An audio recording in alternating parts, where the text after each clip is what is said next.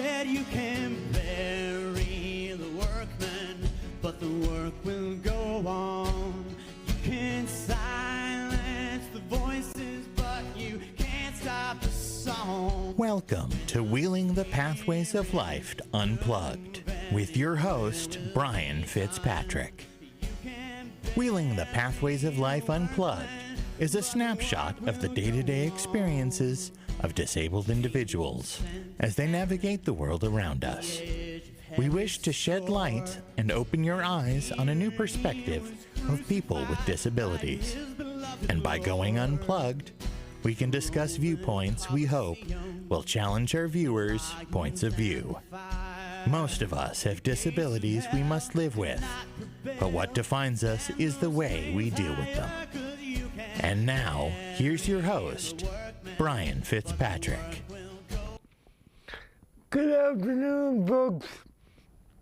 This is Brain Fitzpatrick, bringing you an episode of Wheeling the Pathways of Life. And I hope everybody had a great 4th of July and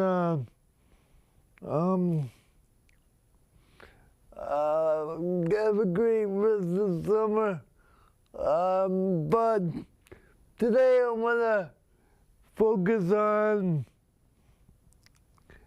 as I said in my last show 2 weeks ago,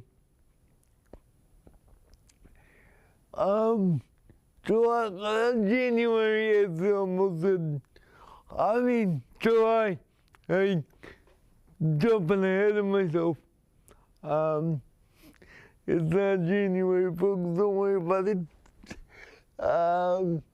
July is Disability Pride Month. And as I said before, we don't have pride in the fact that we are disabled. It's the fact of what we can do with what we can do even though we're disabled. What we can accomplish, what we can does.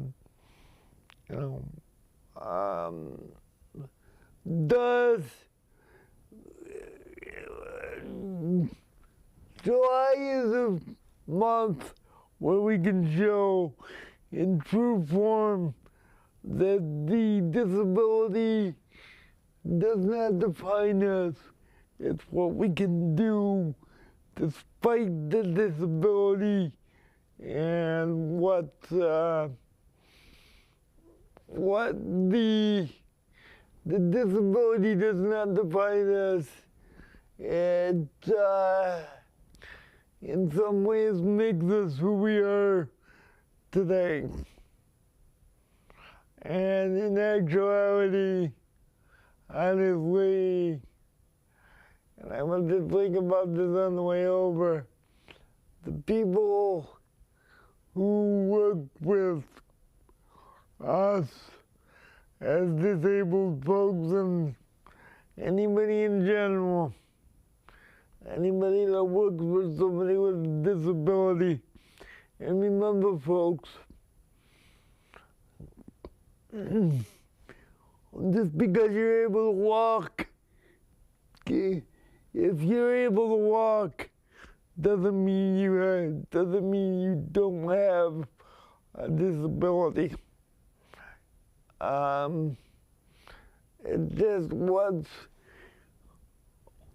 It's just a matter of, sometimes, excuse me, it's just sometimes a matter of what they define as legally a disability instead of what is actually a disability. Having glasses, you need a physical aid to be able to see. So to me, without the glasses, you still have a disability. So in some form, you have a disability regardless of whether or not legally They define it as such. Now, one of the toughest disabilities, okay, is, and I talk around this quite a bit, but today I want to dive into it a little more, is the fact that the toughest thing in the beginning and all throughout somebody's life with a disability is how you deal with it and how you come to terms with it. Is it ever going to be easy? No. Am I always happy? No. Let me tell you a quick story. As you can see on the side of my chair, right over here, I don't know if it's in the camera shot or not, is my straw. And one day this weekend, I couldn't reach it. So I went outside to get somebody to help me reach it. And did a stupid thing. Went down the bottom of the driveway and got caught in the rain. To get somebody to help me fix the straw, because I don't have staff 24 hours a day at my house. Yes, I can be independent at times, but if I don't have the equipment where I can get it, I'm intentionally doing that guy. If I don't have the equipment where I can get it, it makes it difficult. So I went outside in the rain, and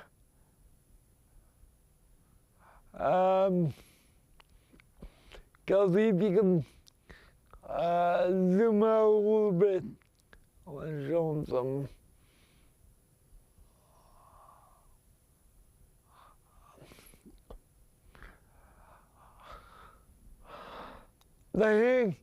The hand control, if you guys can see it, on the chair is $1,500, okay? When it gets wet, it doesn't want to work, all right? And what happened on Saturday last week, I went to go get help with the straw, and it started raining as soon as I got to the bottom of the driveway. And by the time I got up to the top of the driveway and up the ramp, it was pouring. So the hand control got wet and shorted out. Luckily,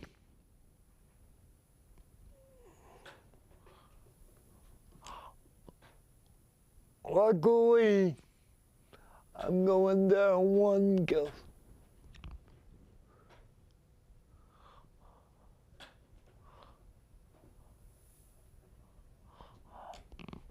Luckily, I had a spare at the house that I could switch to. But if I didn't, I would be without a chair for up to 2 weeks while I waited for a new one or waited for a technician to come up and fix it.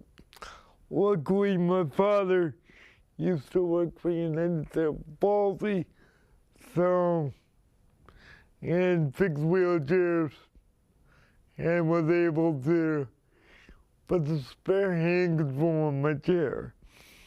But it is very, very difficult to deal with the emotions of everyday life, as well as being disabled in general and not being able to do the things physically that you want to be able to do.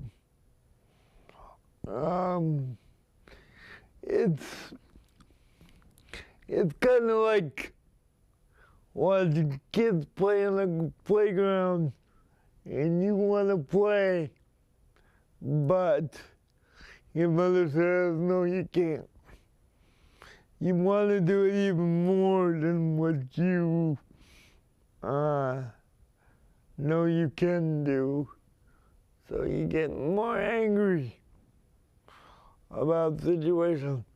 Then it goes to the next step further, where you have very minimal, if at all sometimes, very minimal control over your own environment. Now there are technologies, and technologies are getting better at this point, to allow people with a disability to control as much as they can of their environment, like smart light bulbs. The person that invented that is a genius.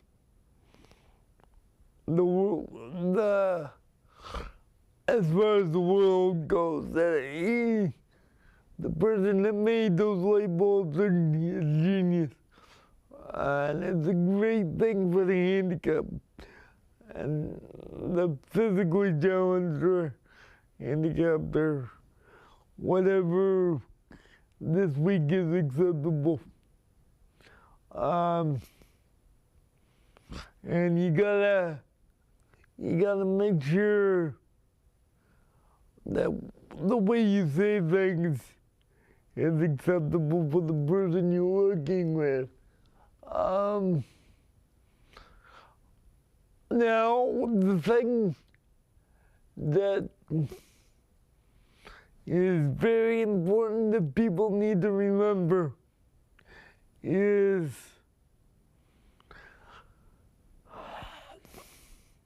even when it comes to environmental temperature in the room, you are working for the individual, not yourself, as far as the staff goes. So, when you're in somebody else's room and somebody else's situation, you need to ask permission. Even, in my opinion, even if you want to put up fly traps. So if a situation arises where there's flies in the room and you want to put up those sticky fly traps, you still gotta ask permission to do that because it's not your house, it's the client's. And if the client is capable, it's his or her right to say yes or no. You should not change the environment without somebody's permission. Okay? Now, the reason why I bring this up, it is very hard to deal with staff in general, because they have their own opinion, they have their own lifestyle. So stepping into somebody else's lifestyle is one of the hardest things me as a disabled person and the staff that I'm working with is one of the hardest things that we can do is get along with each other.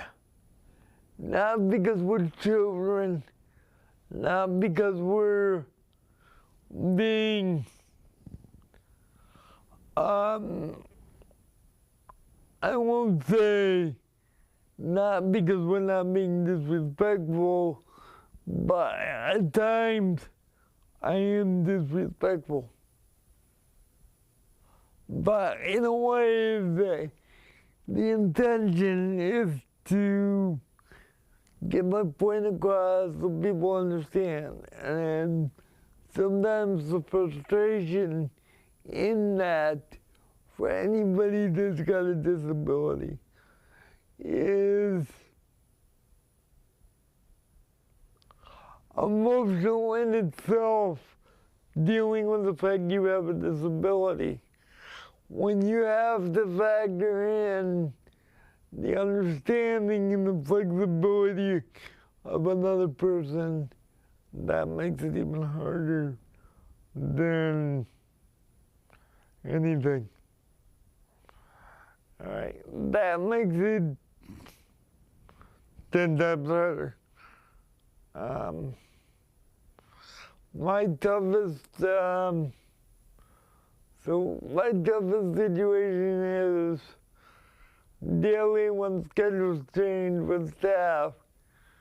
I mean, luckily I don't have this happen every day. If I did, it would be next to impossible for me to do. Is the constant question of who's coming in, when am I going to get things done?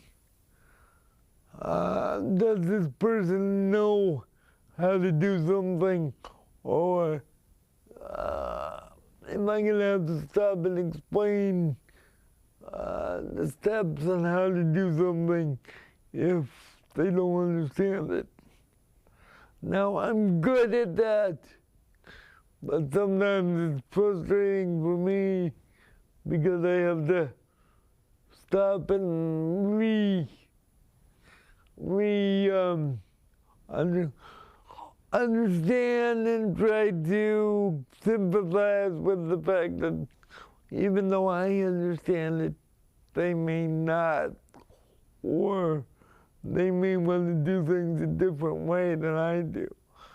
Either way is correct, but there's certain ways in personalities that people like to do things, and people have to keep in mind that people aren't the same. So no situation is going to be the same in every circumstance. The personalities between the clients, some clients don't care if a staff decides to turn on the air conditioner or is not capable of communicating. That's a separate frustration, but it's even more of a frustration because I can communicate. I can make my needs met. It's whether people want to respect or take my position on the matter into account. And I know in general, all my staff do, but we all need to step back and say, he or she's right, and understand that every situation could be a lot worse than what it is. I could be in a nursing home right now, and then I wouldn't be able to do a show like I'm doing right now. When we come back after this PSA break, I will continue the conversation and give you more examples of situations. And gonna give you, hopefully, a different perspective to look at in situations and how you can better handle it if you've got similar situations. We will be right back, folks, after this PSA break. Please keep watching and stay tuned, and we will be right back.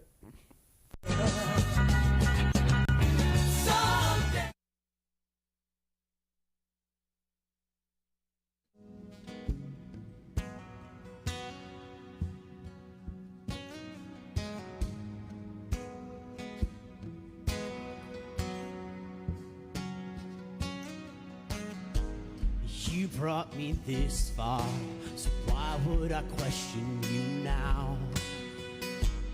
You have provided, so why would I start to doubt? I've never been stranded, abandoned, or left here to fight alone. So I'm giving you control. I lift my life up. Give it all in surrender. I lift my heart up. You can have it forever.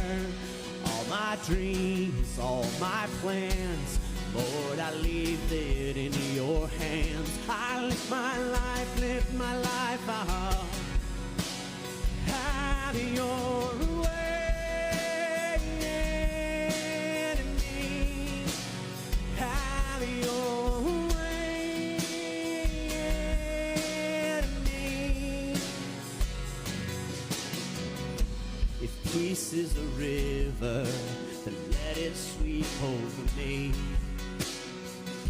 If I'm under fire, I know it's refining me. When I hear you calling out, I'll follow now, wherever the road may go, because I know you're leading me home. I lift my life up. I give it all in surrender. I lift my heart up. You can have it forever. All my dreams, all my plans, Lord, I leave it in your hands. I lift my life up.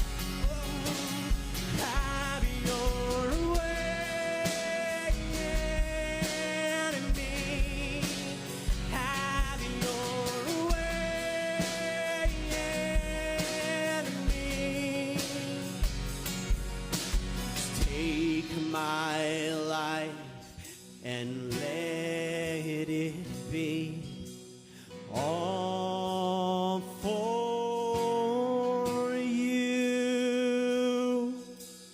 Take my life and let it be all for you. I lift my life up.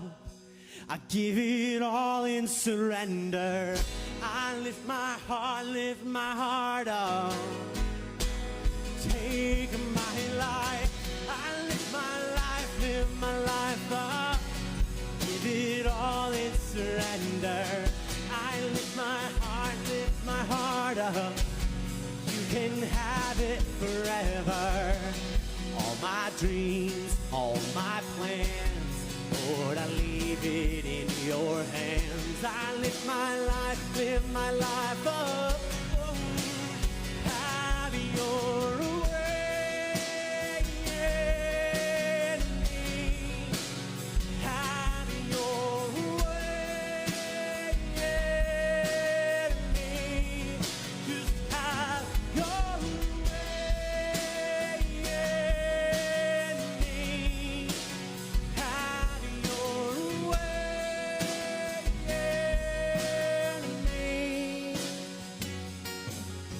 Just take my life and let it be all for you.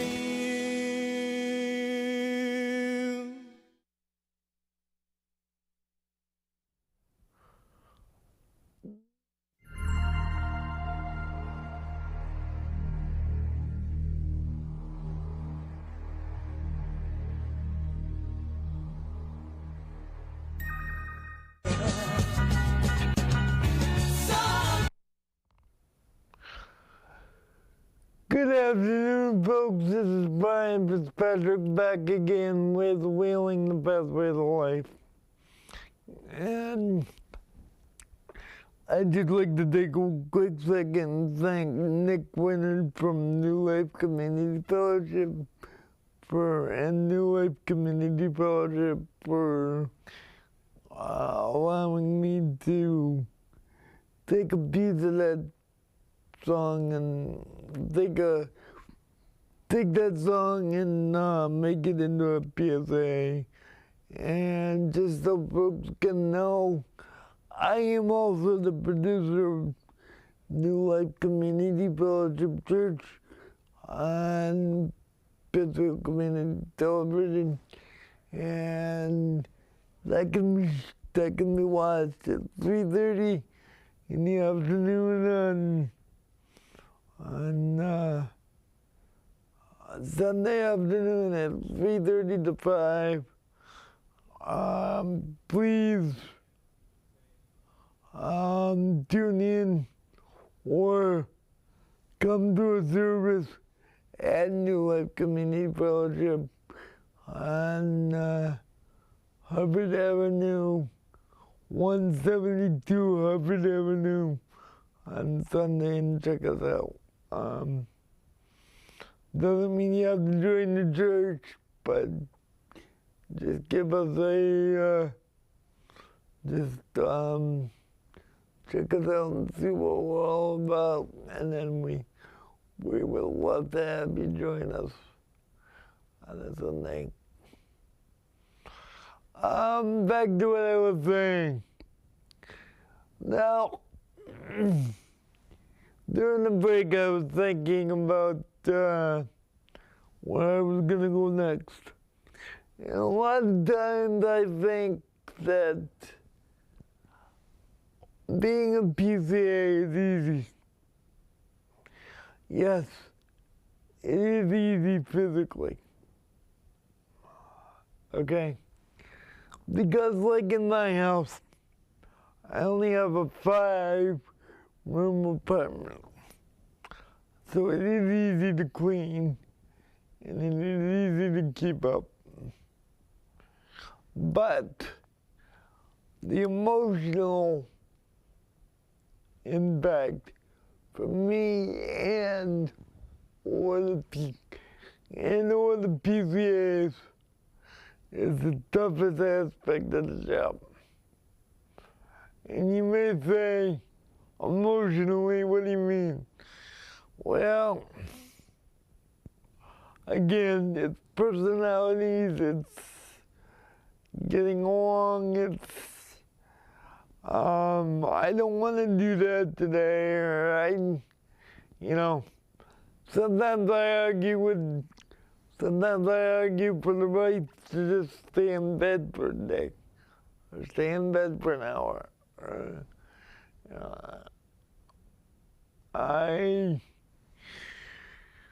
My life has been controlled by other people for most of my life. And now at 48, and basically all my older years have been trying to take back control over my environment and my situation. Keeping in mind, physiologically, I can't do much for myself. Now, let me say this. Yes, I always say I wouldn't change anything. Right? But if I could change something, it's getting people to understand what I'm dealing with and what I'm trying to communicate. Hence, the invention of wheeling the pathways of life. And wheeling the pathway to life unplugged, I keep doing that because I forget. Wheeling the Pathways was the radio show, and this is Wheeling the Pathways Unplugged. And Wheeling the Pathways Unplugged is designed to get into more of the detail, more of the nitty-gritty, everyday stuff. And as I always say, yes, I'm talking about myself right now, but this show is for you, disabled and able-bodied people, and even families that are taking care of a situation or taking care of somebody, even in a case of, it's even, it's even to show families and to get families to get more involved in disabled situations, and in some cases,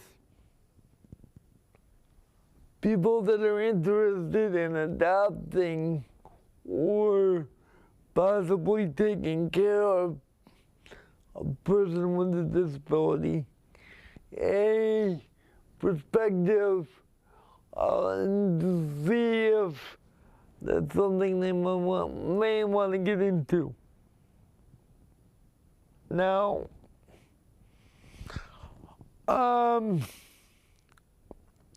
one of the things that I will say on that is the toughest situation for somebody to do, all right, is twofold. It's learning that you have a disability, a son with a disability. But in my case, I didn't have to worry about this. In many of my cases, I have worked with an individual that had a communication device that was run by he was able to communicate by a head switch on a computer that was hooked to his chair. But the problem with that is everything had to be inputted to the computer beforehand. It couldn't be put in as he was thinking it. It had to be put in by someone else. And that's the problem with some technology. Technology can't be put together instantly as somebody's thinking about it. At least not yet anyway. I'm sure there's gonna be a time where what I'm thinking will come out on the screen instead of me actually having to say it. Which in some cases is scary because you don't want to know what I'm thinking at times. And neither do you as far as what you're thinking about what I'm saying at times. We may not want to know.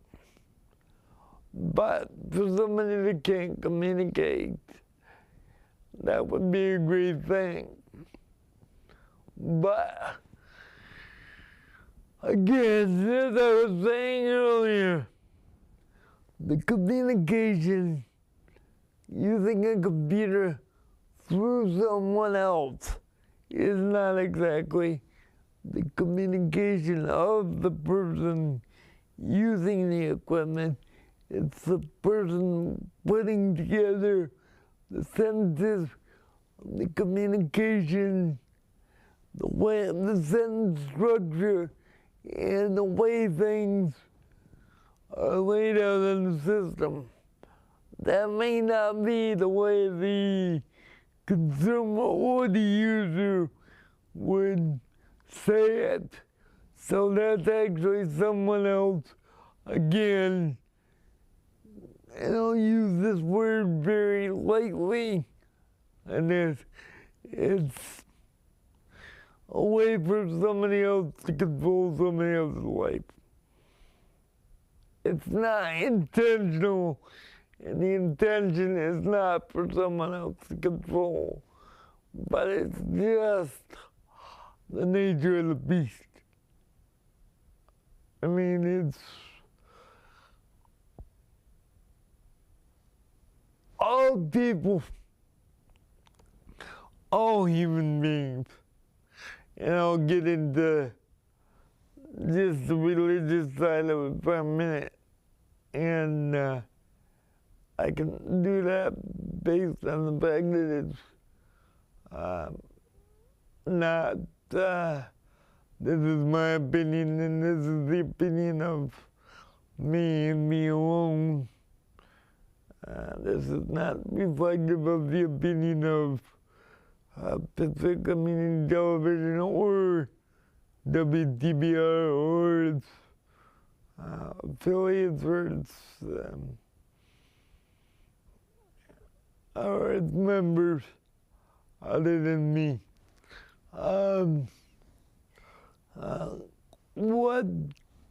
What people gotta realize is everybody wants control, and there's some things you can't control. So that's just details of life, the situations that people are just gonna have to deal with because that's how it is. But to go and change somebody's environment just because the person taking care of you feels like they should, without consulting with the person that's named on the lease, that really bothers me, and it would bother anybody else. But the thing is, I have the ability to communicate. And the thing is, I may not communicate the best at times. And as a matter of fact, I may get downright upset sometimes. And Sunday was an example. I was extremely upset because my deer died, because I took it with me on Sunday to church, and it died right in the middle of service. It died right in the middle of the service. So I had to be taken out of the service by two people pushing a chair. Okay? Is that the way I want to leave a service on a Sunday? No. Could I change the way I had to do things? Yes and no. Maybe I could have changed the way I reacted to it. But did I need somebody to help me? Yes. And what I'm getting to is, if you need somebody to help you, which we all do, you as a human being on this earth, God gives you the ability to control what comes out of your mouth. It is your responsibility as a human being, whether you believe or not. That's not the question. But everything that comes out of your mouth, you're responsible for. And whether or not you're frustrated, or whether or not you express something 15 times to somebody, you are still responsible for everything that comes out of your mouth. So, no, just because I'm in a wheelchair does not mean I'm not responsible for what I say and what I do.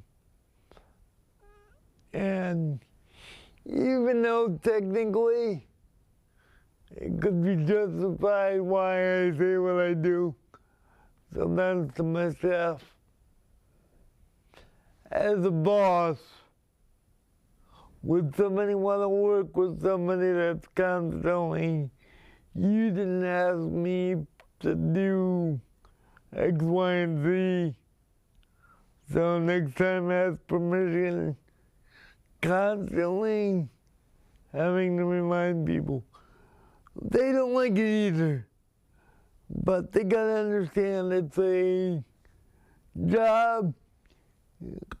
My position in being a consumer with rights and responsibility, I have to make it as welcoming and as comfortable for people to work with me as possible. Is it going to be difficult? Yes. Is there going to be times where I make mistakes? Absolutely. Have I made a mistake at times? Yes. Do I regret doing them? But am I going to continue to do them? Yes. That's any human being. But disability does not define who I am. It may be, sometimes it may be the reason why I do things physically or how I explain things, but the disability does not negate the responsibility I have to be as respectful and to be as positive as I can be. Even though it's hard, and even though I do make mistakes, and frustration is a big, big thing. So what I'm asking all caregivers to do is understand that being disabled is one of the toughest things anybody with a disability can attest to. It's the toughest thing to need somebody else to do things. But they're frustrated because they even need to ask somebody else to do things. They want to be able to do things on their own. But because they are disabled and to be faced with, oh, I need to rely on somebody else to do this.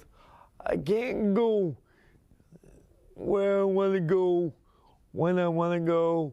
the way I want to go because I need somebody else to do it. And the person that is supposed to do it doesn't want to do it. What do you do with that? It does make you frustrated, but it does not mean you have to disrespect the person and make them feel less than. We're all human beings. We make mistakes and we need to account for them. Even here on Earth, but especially when we get to heaven, we need to account for the fact that we can answer, we have the answer, we have to be accountable for the way we act to people, and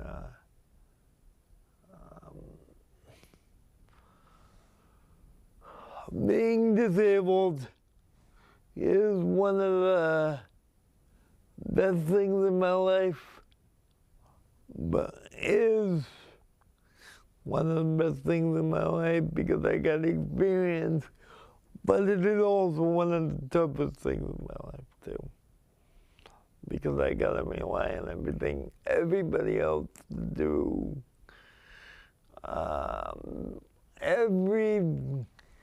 In some way, they gotta be involved in every aspect of my life. Right down to the fact that I gotta wait for public transportation. And that is the toughest thing too, because I can't choose to go somewhere just because I wanna go.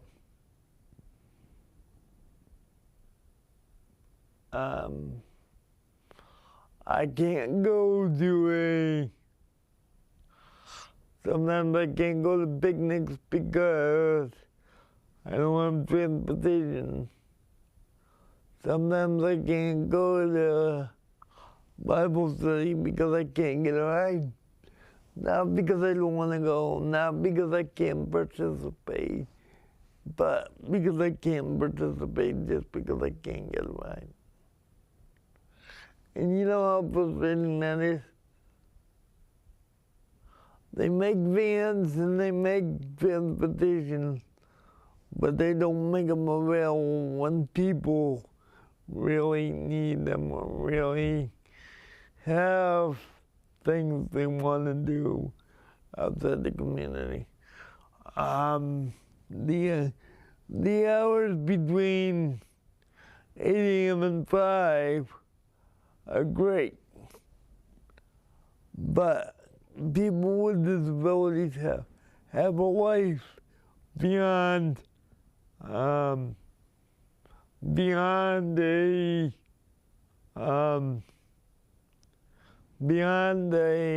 8 to 5 thing. Now, when speaking of that, I am putting together a town hall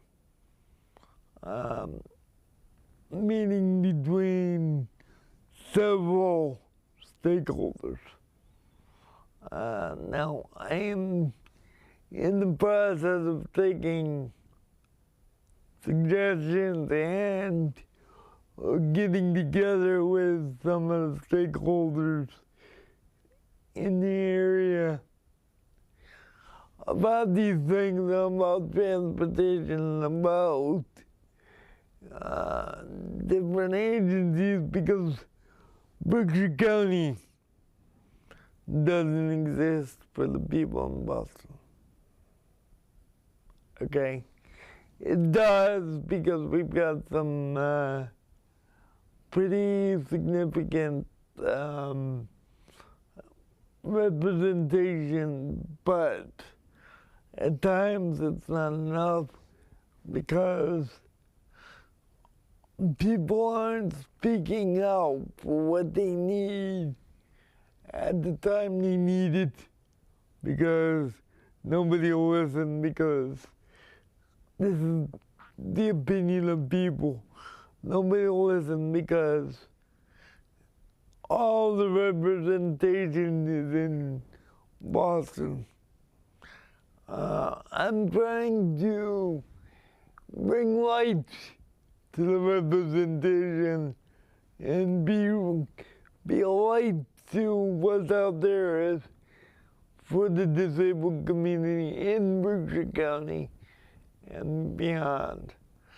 And if anybody has a suggestion of topics they want to hear during a town hall, the date will be announced at a later time, but right now I'm taking suggestions, and if anybody has one, they can contact me at wheelingthepathwaytolife@gmail.com and let me know if you have a suggestion, whether it be a possible stakeholder, a person involved with disabilities, or a person with a disability that needs to get information out there, or a question they have that they never can get a straight answer for. I'm going to bring it up at every opportunity I can and try to get you the answers you need. And hopefully in the future, we will have other town halls like I'm trying to set up in the future. And Mayor Marchetti has agreed to come back at least one more time, maybe multiple times before we do the town hall, and try to start as in a very small way, start the ball in the city of Pittsfield and expand out. He is working, he is trying to advocate, even with the BRTA, they are obviously putting up some resistance because of financial reasons to expand the rider hours for people with disabilities, having vans more available. All this takes money, okay? So hence why the state of Massachusetts has to get involved. And we are inviting every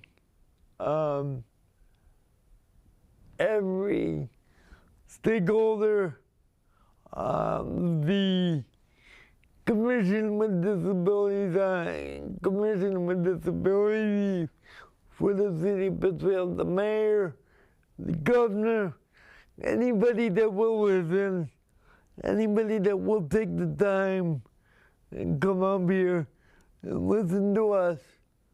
But one request that I have, if you're gonna bother taking the time to come up, okay? And this may shut the door on some people, but that's a risk. If you're gonna take the time and come up and join us, be prepared to do something about the topics that we're talking about. Because that is the main reason why we're doing this.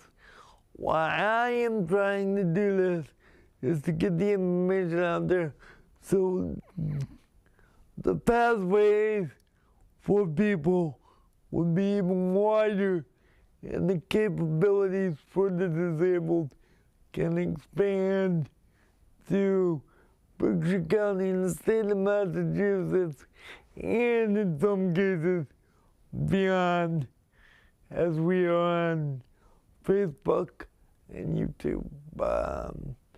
So this show is going nationwide as far as being on YouTube and Facebook. So, take note, America. Somebody in a wheelchair, somebody who knows about disabilities, who knows situations, is out there fighting, and you can take a lesson from me and many of the people that I deal with on a weekly basis. So look out. We're fighting, and we're going to continue to fight as much as we can to get as much as we can done for the people that I deal with, and for staff that deal with us, and to make our lives as easy. Because if we can make our life easier, everybody else's life will be easy too. Because we'll be happier, we'll be in quote unquote in control of situations.